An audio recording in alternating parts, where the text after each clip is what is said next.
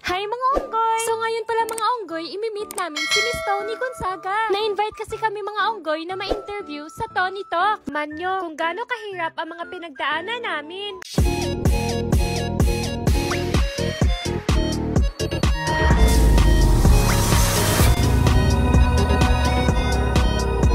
Hi mga unggoy! So ngayon pala mga unggoy, imi-meet namin si Miss Tony Gonzaga. Na-invite kasi kami mga unggoy na ma-interview sa Tony Talk. Bagay ba sa amin yung outfit namin mga unggoy? Ay, sorry mga unggoy, napiyok ako.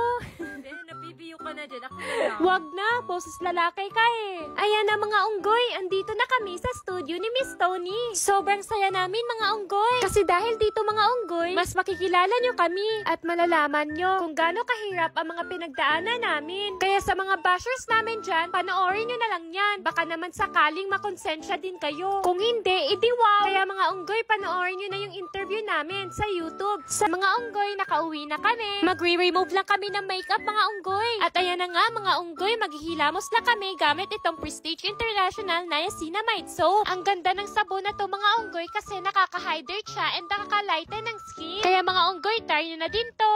Ay, fresh yarn. So hanggang dito muna mga unggoy. Comment na kayo mga unggoy kung gusto nyo pa ng ganitong content. Yan. Crispy, oh.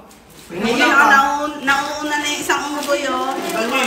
So, ayun guys, dahil birthday ni Calis ngayon, syempre, hindi pa uhuli si Lechon de las Piñas. Ayan. Nagbigay talaga siya ng lechon para kay Calis. Thank you Sarap so ng ano, much, kay Calis Lechon de pa, las oh. Piñas.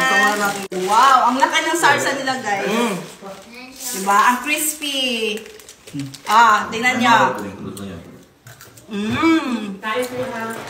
Crispy yung pa, guys. Pero grabe, guys, crispy pa rin. Nagusto mo ba, Net?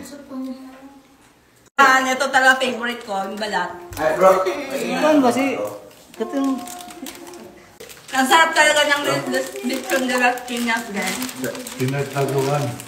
Pinag-aagawan na Dahil sa sarap ito. Yan, nabisita kaming hapon, guys. Oh. Favorite din na lechon. Humbama. Kain na. Kain na. Diba? Sarap kain. Tos kayo, may sarap sa maakman. Sobrang sarap ng aga. may totoo man lagi ang unggoy dyan, oh.